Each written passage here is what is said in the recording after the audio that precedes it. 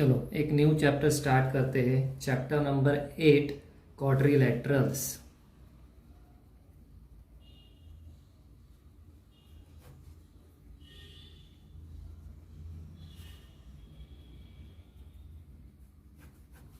क्या होता है क्वाड्रिलैटरल्स?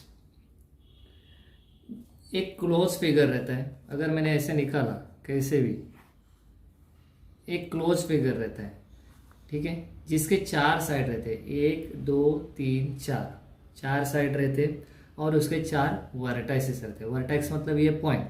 अगर मैंने इसको एक नामकरण कर दिया ABCD, ABCD क्या है? एक क्वाड्रिलैटरल है जिसमें चार साइड है, AB BC और CD, ठीक है, चार साइड है, जिसके चार एंगल्स भी है, angle A, angle B, angle C और एंगल D, और उसके चार पॉइंट्स है। कौन से? ABCD। तो जिस फिगर में चार साइड्स होते हैं, चार एंगल्स होते हैं और चार पॉइंट्स होते हैं, जो पॉइंट को हम क्या बोलते हैं? वर्टेक्स। ओके, कौन सा भी फिगर होने दो, कैसे भी, ऐसे ऐसे ऐसे मैं कैसे भी निकालूं, ऐसे ऐसे कुछ भी फिगर निकालूं, तो ये क्या हुआ? चार साइड है, चार एंगल बन रहे, चार वर्टेक्स बन रहे, तो हम इस फिगर को क्या बोलते हैं? क्वाड्रिलैटरल बोलते हैं। So what is quadrilateral? A quadrilateral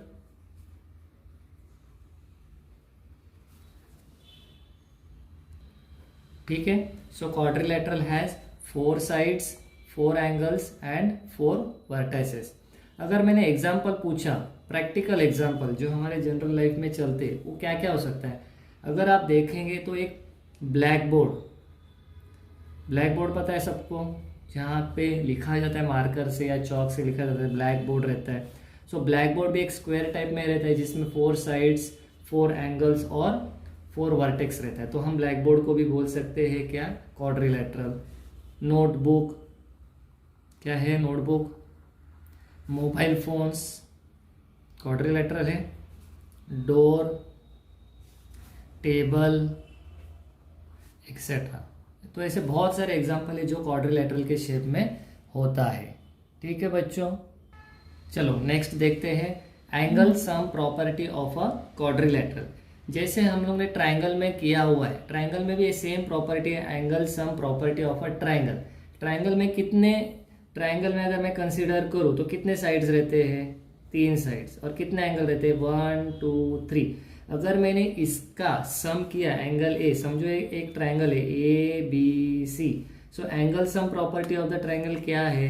angle A plus angle B plus angle C is equal to how much? 180 degree. ठीक है, angle A plus angle B plus angle C कितना है? 180 डिग्री। सिमिलरली एक quadrilateral रहता है, quadrilateral मतलब समझो ऐसे मैंने क्वाड्रिलैटरल बनाया, एक इसका भी नामकरण देंगे ABCD, तो एक क्वाड्रिलैटरल हो गया। तो जैसे ट्राइंगल सम प्रॉपर्टी है वैसे ही हमारे पास angle sum property of a quadrilateral भी है, जिसमें चारों एंगल को अगर मैं सम करूं तो उसका टोटल एंगल कितना आएगा?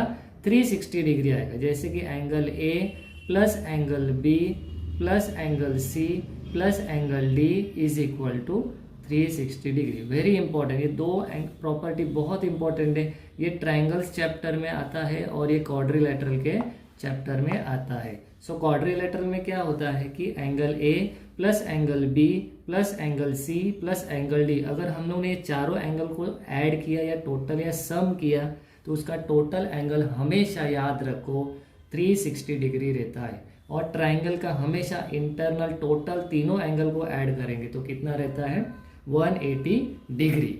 क्लियर? ये हमेशा याद रखना है, ये दो चीज़ें। क्वाड्रिलैटरल का सम करेंगे तो 360 डिग्री और ट्राइंगल का सम करेंगे ऑल एंगल्स तो हम लोग को मिलता है 180 डिग्री। ये स्टैंडर्ड है। ठीक है, चलो नेक्स्ट आता है टाइप्स ऑफ क्वाड्रिलैटरल्स पे।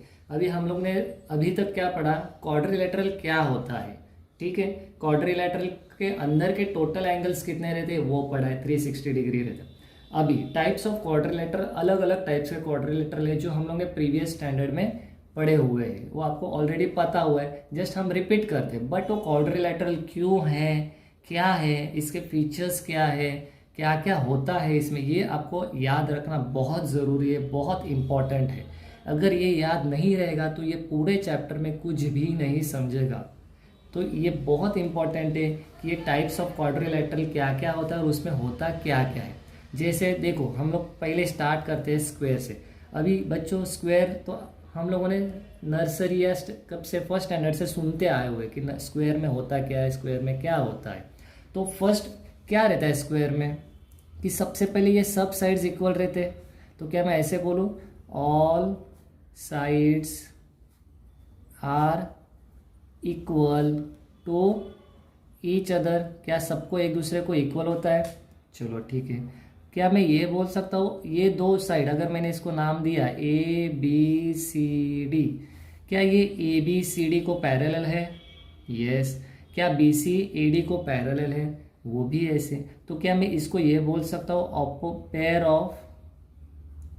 Pair of opposite sides are parallel to each other, बोल सकता हूँ। ठीक है। थर्ड कंडीशन क्या होना चाहिए स्क्वायर में कि इसका जो भी एंगल है, चारों एंगल्स क्या होने चाहिए? 90 डिग्रीज होने चाहिए। चारों एंगल्स राइट एंगल ही होने चाहिए। So each angle should be 90 degree. तो इसमें तीन कंडीशन है। क्या है कि सभी साइड इक्वल होने चाहिए, pair of opposite sides are parallel to each other, और हर एक एंगल जो भी रहेगा 90 डिग्री होना चाहिए। क्लियर?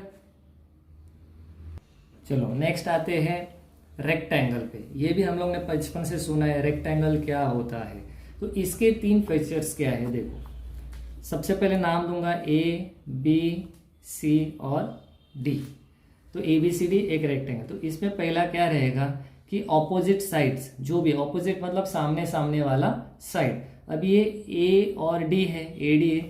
अगर मैंने कंसिडर किया इसके ऑपोजिट वाला साइड कौन सा है? बी सी है, राइट। सो ए बी और बी सी में क्या रिलेशन है? A B is equal to B C आएगा, ऑपोजिट साइड्स इक्वल रहेगा। क्या ए डी बी सी को पैरेलल हो सकता है? यस, ये भी पैरेलल, कहाँ इंटरसेक्ट तो नहीं होने वाला।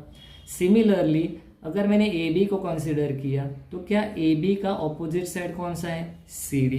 क्या ये एक दूसरे को इक्वल होते हैं? ये साइड याद रखो, ये इक्वल टू है, मतलब अगर मैं यहाँ पे दो प्रेजेंट कर रहा हूँ, यहाँ पे दो है, तो ये साइड इसको इक्वल है। अगर मैं यहाँ पे सिंगल रिप्रेजेंट कर रहा हूँ, इसके साथ सिंगल रिप्रेजेंट कर रहा हूँ, मतलब क्या इसका meaning A D is equal to B C. ठीक है। तो अभी यहाँ पे क्या हो रहा है, क्या ए बी सी डी को इक्वल रहता है। रेक्टेंगल में क्या होता है, ये दोनों साइड एक दूसरे को इक्वल रहते हैं, ये दोनों साइड एक दूसरे को इक्वल रहते हैं, मतलब सामने सामने वाला साइड एक दूसरे को इक्वल रहते हैं। क्या ये सामने सामने वाला साइड एक दूसरे को पैरेलल होते हैं? यस। रेक्टेंगल में भी क्या होता है, ऑपोजिट साइड जो भी रहेंगे वो पैरेलल होते हैं। तो क्या मैं ऐसे लिख सकता हूँ, pair of opposite sides are equal. Pair मतलब दोनों पेयर। अगर ऑपोजिट साइड्स के दो पेयर, एक पेयर है, एक पेयर मतलब दोनों साइड एक दूसरे को क्या हो गए? इक्वल हो गए, और पैरेलल भी हो सकते हैं। So pair of opposite sides are equal and parallel to each other. Correct. Second condition क्या आएगा, इसमें भी स्क्वायर में कैसा था कि ईच एंगल 90 डिग्री होना चाहिए। इस रेक्टेंगल में भी क्या होना चाहिए, हर एक एंगल जो है वो भी 90 डिग्री होना चाहिए। Each angle should be 90 degree. Clear? हर एक एंगल इसमें 90 डिग्री होना चाहिए। क्लियर? तो इसमें दो ही फीचर्स है, एक तो pair of opposite sides are equal and parallel to each other, और हर एक एंगल जो भी each angle should be 90 degree. ठीक है। चलो नेक्स्ट आते हैं थर्ड, पैरेललोग्राम। पैरेललोग्राम भी हम लोग ने सुना है पहले, ऐसे शेप में रहता है। इसको भी मैं नाम देता हूँ ए बी सी डी। अभी मैं अगर फिगर देख के मुझे पता चल रहा है कि ये कुछ ना कुछ इसमें पैरेलल और इक्वल ही ज़्यादा करके देखना है। ठीक है। क्या ये ए बी और सी डी एक दूसरे को पैरेलल है? पैरेलल मतलब क्या रहता है, सामने सामने वाला लाइन, जैसे रेलवे ट्रैक, वो कभी एक दूसरे को इंटरसेक्ट नहीं होने वाला। तो ये दोनों एक दूसरे को पैरेलल है, करेक्ट। तो हमें यही देखना है कि कुछ ना कुछ इक्वल है या कुछ ना कुछ पैरेलल है। अगर है तो लिख देना कि ये इसमें पैरेलल होना चाहिए। अभी जैसे अगर मैं फिगर देख के मुझे लग रहा है, क्या लग रहा है कि ये ए बी एक साइड है, ये सी डी साइड है, दोनों सामने सामने वाला साइड है, और ये दोनों क्या है, एक दूसरे को इक्वल भी है और पैरेलल भी है। तो क्या मैं इसमें एक कंडीशन लिख सकता हूँ कि pair of opposite sides should be, क्या चाहिए, pair of opposite side should be equal and parallel, या pair of opposite sides are equal and parallel, तो ही वो पैरेललोग्राम होगा। जैसे कि अभी ए बी, मैं इसमें ये लिख सकता हूँ A B is equal to C D and A D is equal to B C, A D is equal to B C. Also ये मैं बोल सकता हूँ कि ए बी सी डी को पैरेलल है, yes A B is parallel to C D and A D is parallel to B C, correct. Then only I can say that it is a parallelogram. इसमें angle का कुछ जरूरत नहीं है, angle कुछ भी हो सकता है। जैसे स्क्वायर और रेक्टेंगल में हम लोगों ने क्या देखा था कि each angle should be 90 degree, but parallelogram में वैसे नहीं है। पैरेललोग्राम में क्या होना चाहिए कि पेयर ऑफ ऑपोजिट साइड, जो भी सामने सामने वाला साइड एक दूसरे को पैरेलल होना चाहिए और एक दूसरे को इक्वल होना चाहिए। Then I can say that the quadrilateral is a parallelogram. Okay, चलो नेक्स्ट आते हैं रोम्बस पे। Rhombus is somewhat similar to parallelogram. क्यों? देखो, अगर आप देखेंगे फिगर तो सबका सेम ही रहेगा। कोई कोई बच्चे सोचेंगे सर पैरेललोग्राम में और रोम्बस में डिफरेंस क्या है, देखने में तो सब सेम ही देख रहा है। चलो इसको नाम देते हैं ए बी सी डी, ठीक है। ए बी सी डी दिखने में ये भी पैरेललोग्राम है, ये भी सेम टू सेम दिख रहा है, तो क्या फर्क है इस दोनों में? तो बच्चों फर्क यही है कि पैरेललोग्राम में क्या होता है कि ऑपोजिट पेयर जो भी रहेगा साइड वो इक्वल रहते हैं, बट रोम्बस में ऐसा नहीं है। रोम्बस में क्या है कि सभी साइड एक दूसरे को इक्वल होते हैं, तो ही हम बोलेंगे कि ये रोम्बस है। पैरेलल तो होंगे, अभी एक कंडीशन में लिख दूंगा। क्या है, आपको क्या दिख रहा है कि pair of opposite sides are parallel to each other, ठीक है। जो पैरेललोग्राम में भी है कि pair of opposite sides are parallel to each other, इसमें भी पैरेलल है। बट पैरेललोग्राम में क्या होता है कि ऑपोजिट पेयर इक्वल भी होना चाहिए, ऑपोजिट पेयर इक्वल होने चाहिए, तो ही मैं बोलूंगा कि ये पैरेललोग्राम है। अगर ये दो साइड, देखो पैरेललोग्राम में ये दो साइड अगर इक्वल आता है तो ऑटोमेटिकली ये दो साइड भी इक्वल बन जाता है, क्योंकि ये इक्वल और पैरेलल है, तो ये भी इक्वल और पैरेलल होगा। बट रोम्बस में क्या होता है कि सभी साइड एक दूसरे को इक्वल चाहिए, all sides are equal, all sides are equal to each other, correct. तो इसमें मैं ऐसा लिख सकता हूं A B is equal to B C is equal to C D is equal to A D, then only I can say that it is a rhombus. Clear? समझ में आया बच्चों सबको? Very good. नेक्स्ट आते हैं fifth पे। चलो next आते हैं ट्रेपेजियम। ट्रेपेजियम में भी अगर मैं ऑब्जर्व करूं फिगर को तो क्या दिख रहा है, कुछ ना कुछ पैरेलल है और दूसरा साइड तो कुछ नजर नहीं आ रहा मुझे। अभी अगर मैंने कंसिडर किया ठीक से तो देखो, पहले सबसे पहले क्या होता है हमारा step number 1, A B C D, नामकरण करो फिगर को। नामकरण करने के बाद पता चलेगा, ऑब्जर्व करो फिगर को कि क्या दिख रहा है, कुछ पैरेलल है या नहीं है।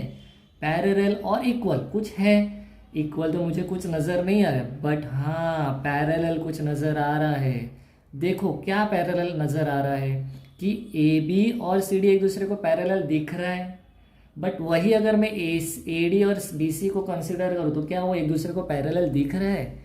नहीं, बिल्कुल नहीं। ये दोनों एक दूसरे को कहाँ तो ऐसा एक्सटेंड करेंगे तो इंटरसेक्ट होगा, so they are not parallel to each other, but हाँ ए बी और सी डी पैरेलल दिख रहा है। तो क्या मैं ये बोल सकता हूँ ट्रेपेजियम में कि one pair of opposite sides should be parallel to each other या are parallel to each other? अगर एक पेयर पैरेलल है एक दूसरे के साथ तो ये फिगर बन जाएगा ट्रेपेजियम। इक्वल नहीं होगा, क्योंकि इक्वल में देखो ये साइड देखो, इसका साइड लेंथ जो है बड़ा दिख रहा है, इसका छोटा है, तो क्या एक दूसरे को इक्वल दिख रहे हैं? क्या नहीं दिख रहा है। बट हाँ पैरेलल है, तो मैं इसको ऐसा कंडीशन डाल सकता हूँ कि one pair of opposite side of trapezium, one pair of opposite side of trapezium are parallel। एक साइड ट्रेपेजियम की पैरेलल होनी चाहिए, then only I can say that quadrilateral is a trapezium. ठीक है, let comes to the next figure, last. चलो next come to the sixth figure. ये figure को हम क्या बोल सकते हैं? क्या ये रोम्बस की तरह दिख रहा है? क्या अगर मैंने सीधा करेंगे तो उसको पैरेललोग्राम की तरह भी दिख रहा है? तो है क्या, कौन सा फिगर? तो ये नया फिगर है, अगर आपने सुना है या नहीं सुना है, नाम तो बहुत सुना है और आपने खेला भी है इसको हम बोलते हैं काइट, पतंग। जैसे अभी संक्रांत का सीजन में हम लोग पतंग का फेस्टिवल रहता है, तो हम लोग ने काइट बहुत सारा उड़ाया हुआ है। तो काइट के शेप में जो भी फिगर रहेगा उसको हम बोलते हैं काइट। ठीक है, तो वो क्वाड्रिलेटरल को काइट बोलते हैं। वापस क्या नामकरण करो, ए बी सी और डी। चलो नामकरण तो हो गया। अभी नेक्स्ट क्या है, काइट के कंडीशंस क्या होते हैं? देखो, क्या ये पैरेललोग्राम की तरह दिख रहा है? दिख तो रहा है सेम टू सेम। अगर मैंने इसको सीधा किया तो ये पैरेललोग्राम दिख रहा है। बट पैरेललोग्राम में होता क्या है कि ऑपोजिट साइड्स इक्वल होते हैं। बट ये काइट एक ही फिगर ऐसा है कि उसके एडजेसेंट साइड इक्वल होते हैं। एडजेसेंट का मीनिंग क्या है कि बाजू बाजू वाले साइड जो भी रहेंगे, जैसे अभी ये फिगर है, इसका बाजू वाला साइड कौन सा है? ये, और इसका बाजू वाला साइड कौन सा है? ये। अगर मैं ऑपोजिट बोलूँ तो ए बी का ऑपोजिट ये साइड आएगा और बी सी का ऑपोजिट साइड ये डी आएगा। बट यहाँ पे क्या होता है कि जो नेबर वाले साइड्स रहते हैं वो ही एक दूसरे को इक्वल होते हैं। तो क्या मैं ऐसा बोल सकता हूँ कि A B is equal to A D और B C is equal to C D? Correct. तो इसमें क्या लिख सकते हैं हम लोग, कैसे लिख सकते हैं कि एडजेसेंट साइड्स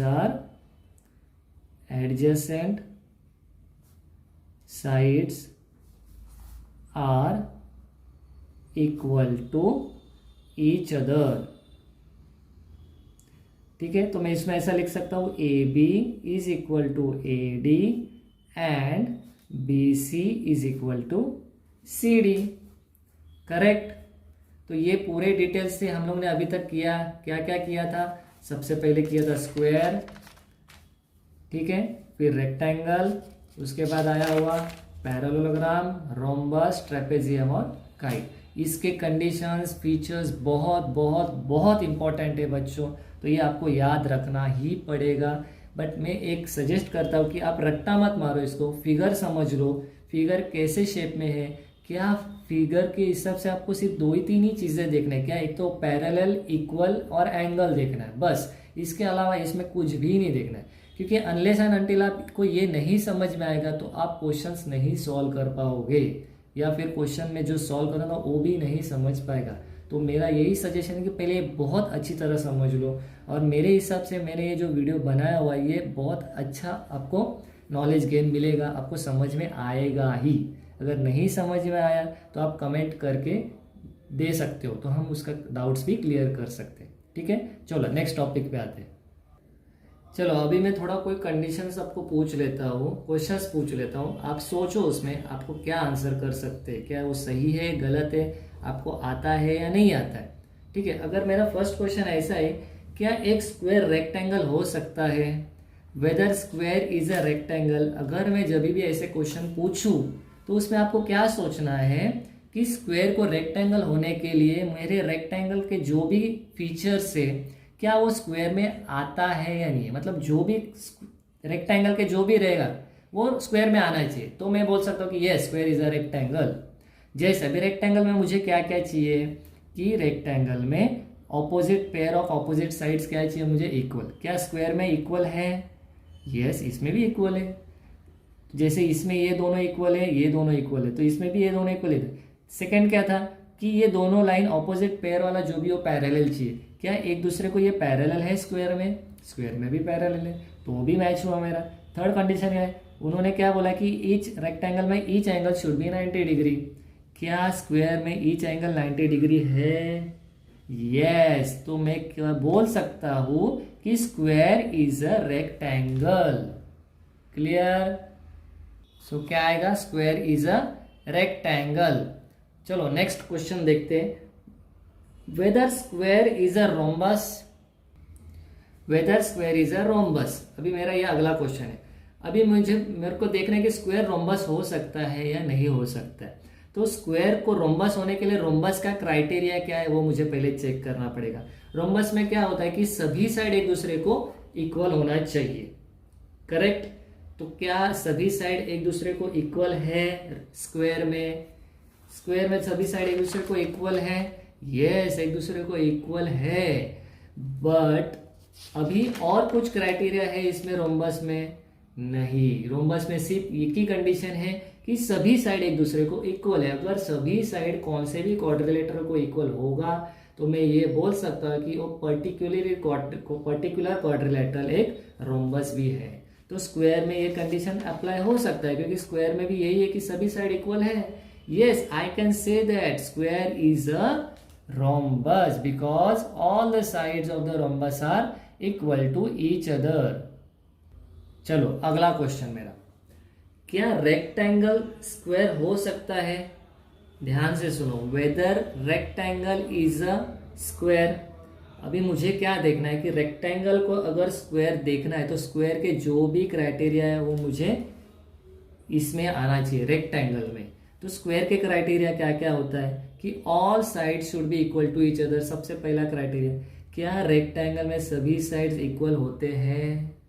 क्या रेक्टेंगल में सभी साइड्स इक्वल होते हैं? नहीं, क्योंकि रेक्टेंगल में ऑपोजिट साइड्स इक्वल होते हैं और स्क्वायर में सभी साइड्स इक्वल होते हैं। तो ये क्राइटेरिया इसमें नहीं बैठ रहा है, तो मैं ये बोल सकता हूं कि rectangle is not a square.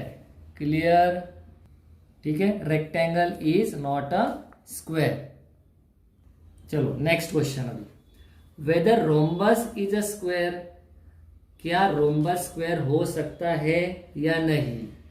अभी रोम्बस को स्क्वायर होने के लिए क्या चाहिए कंडीशंस? जो स्क्वायर में क्राइटेरिया है वो रोम्बस में आने चाहिए।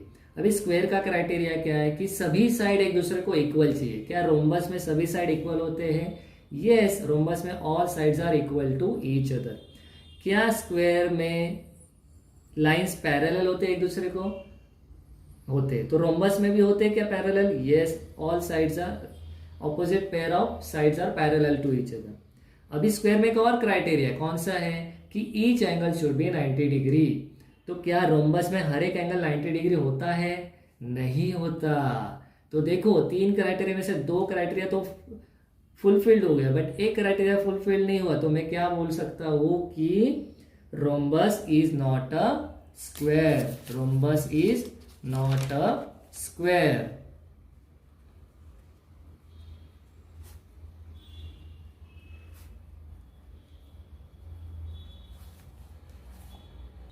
चलो अगला क्वेश्चन मेरा, whether parallelogram is a trapezium. Question ध्यान से सुनो, whether parallelogram is a trapezium, मतलब ट्रेपेजियम के जो भी क्राइटेरिया है क्या वो पैरेललोग्राम में है? अगर है तो मैं ये बोल सकता हूँ कि पैरेललोग्राम इज अ ट्रेपेजियम। अगर नहीं है तो parallelogram is not a trapezium. तो मेरा क्वेश्चन ये है कि पैरेललोग्राम क्या ट्रेपेजियम है? अभी ट्रेपेजियम का क्राइटेरिया क्या है कि एक साइड जो भी वन पेयर ऑफ साइड जो है वो एक दूसरे को पैरेलल चाहिए। क्या पैरेललोग्राम में एक साइड पैरेलल होता है? One pair of side parallel होता है? Yes, of course. मैं कौन सा भी कंसिडर करूँ, ये दोनों एक दूसरे को पैरेलल है या फिर ये दोनों भी एक दूसरे को पैरेलल है, तो मैं ये बोल सकता हूँ क्या कि parallelogram is a trapezium. Clear? ठीक है, पैरेललोग्राम इज ए ट्रेपेजियम। चलो let's comes to the next question. Same, क्या ट्रेपेजियम पैरेललोग्राम हो सकता है? Whether trapezium is a parallelogram. सोच लो क्या होना चाहिए कि पैरेललोग्राम के जो भी क्राइटेरिया है वो ट्रेपेजियम में आने चाहिए। क्या पैरेललोग्राम के सभी क्राइटेरिया ट्रेपेजियम में आते हैं? सबसे पहले पैरेललोग्राम में होता क्या है कि pair of opposite side should be equal to each other. क्या यहाँ पे एक पेयर तो पैरेलल है, दूसरा पेयर क्या पैरेलल है? नहीं है, क्योंकि पैरेललोग्राम में क्या दोनों साइड जो भी ऑपोजिट साइड वो पैरेलल चाहिए, सबसे इंपॉर्टेंट। तो यहाँ पे क्या हो रहा है, एक ही पेयर पैरेलल है, दूसरा पेयर पैरेलल है नहीं है, तो हम क्या बोलेंगे कि trapezium is not a parallelogram. ठीक है, trapezium is not a parallelogram. चलो अगला क्वेश्चन मेरा, whether kite is a parallelogram. क्या काइट पैरेललोग्राम हो सकता है? क्योंकि पैरेललोग्राम में क्या होता है कि pair of opposite sides are equal to each other, correct. Kite में क्या होता है कि adjacent sides are equal to each other. तो यहाँ पे तो क्राइटेरिया फेल हो गया मेरा, क्योंकि इसमें तो ऑपोजिट साइड है और यहाँ पे क्या होता है एडजेसेंट साइड, तो वो मैच ही नहीं हो रहा है। तो मैं क्या बोलूंगा उसमें, kite is not a parallelogram. Kite is not a parallelogram. Clear बच्चों, ये बहुत इंपॉर्टेंट है समझने के लिए। और अगर आपको वीडियो अच्छा लगे, आपको पूरा नॉलेज आ रहा है, समझ में आ रहा है, तो सब्सक्राइब करना ना भूले, ठीक है। चलो आगे बढ़ते हैं प्रॉपर्टीज ऑफ पैरेललोग्राम पे। बहुत इंपॉर्टेंट है ये। इसमें क्या होता है देखो, सबसे पहले पैरेललोग्राम निकालता हूँ मैं। कैसे होता है पैरेललोग्राम? ऐसे होता है, ठीक है। उसको नामकरण करते हैं ए बी सी और डी। तो सबसे पहले प्रॉपर्टी देखो क्या आता है, इन अ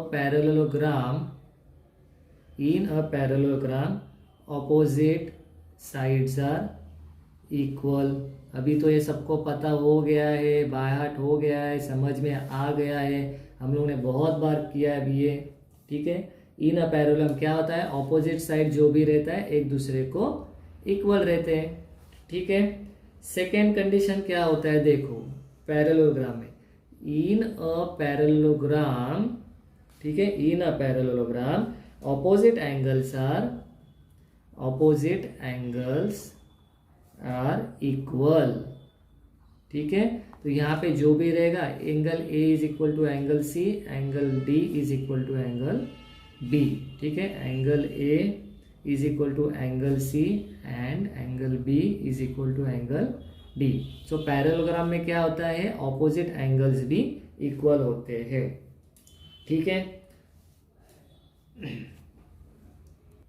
चलो थर्ड क्या है देखो, अगर कुछ कौन सा भी क्वाड्रिलेटरल में, अगर मैंने क्वाड्रिलेटरल समझो, एक क्वाड्रिलेटरल है, वो क्वाड्रिलेटरल में कौन सा भी ऑपोजिट साइड्स अगर पैरेलल है और इक्वल है, if pair of opposite sides are equal and parallel in a quadrilateral, then I can say that it is a parallelogram. समझ में आया? अगर मेरे को ऐसा पता चला कि ये क्वाड्रिलेटरल है जिसमें ऑपोजिट पेयर इक्वल है और ये पैरेलल भी है, अगर ये इक्वल और पैरेलल है, तो क्या मैं ये बोल सकता हूँ कि ये ए बी सी डी जो क्वाड्रिलेटरल है क्या वो पैरेललोग्राम है? यस ऑफ कोर्स है, ठीक है। So if in a quadrilateral if each pair of opposite sides are equal then it is a parallelogram, ठीक है। अभी नेक्स्ट अगर मैंने ऐसा पूछा कि इफ इन अ क्वाड्रिलेटरल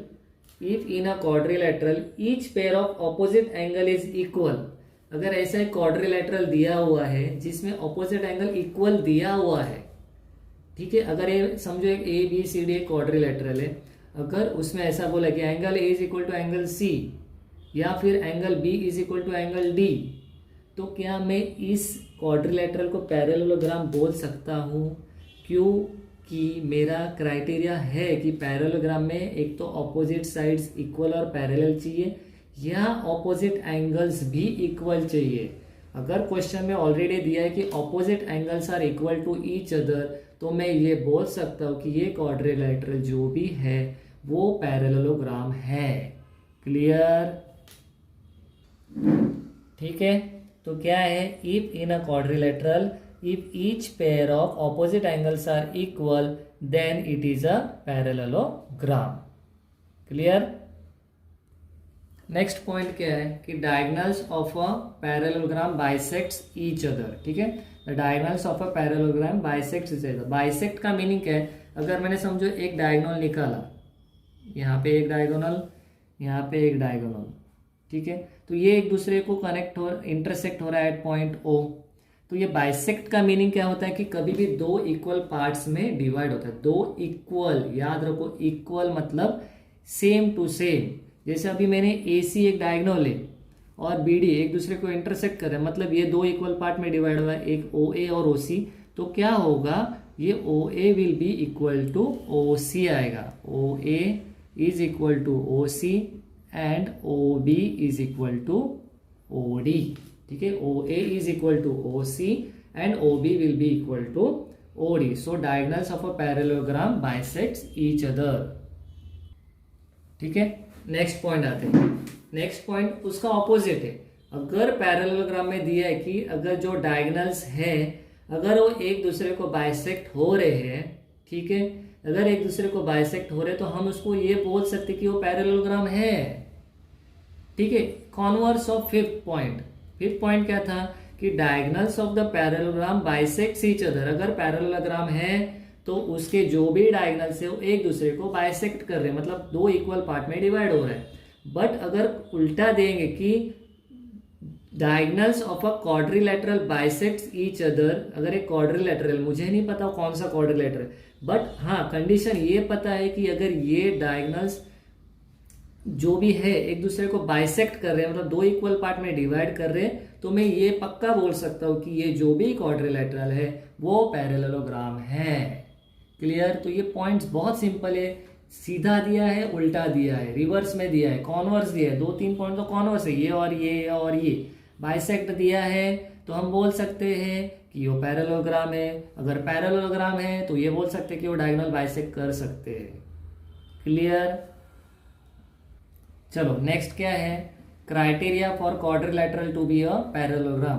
अभी मुझे पैरेललोग्राम प्रूव करना है तो उसमें क्या क्या क्राइटेरिया हो सकता है कि pair of opposite sides are equal and parallel. अगर कभी भी क्वाड्रिलेटरल में पेयर ऑफ ऑपोजिट साइड्स, अगर समझो ये पैरेललोग्राम है मेरा, ठीक है, ये पैरेललोग्राम है ABC और ये D. अगर पेयर ऑफ ऑपोजिट साइड्स अगर मैंने इक्वल दिखा दिया और ये पैरेलल दिखा दिया तो मैं डायरेक्ट ही बोल सकता हूँ कि ये क्वाड्रिलेटरल क्या है, पैरेललोग्राम है. तो इसमें कैसे लिखूं, अ quadrilateral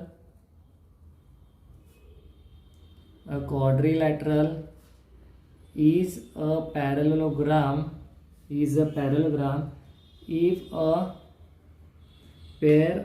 if a pair of opposite sides is equal and parallel.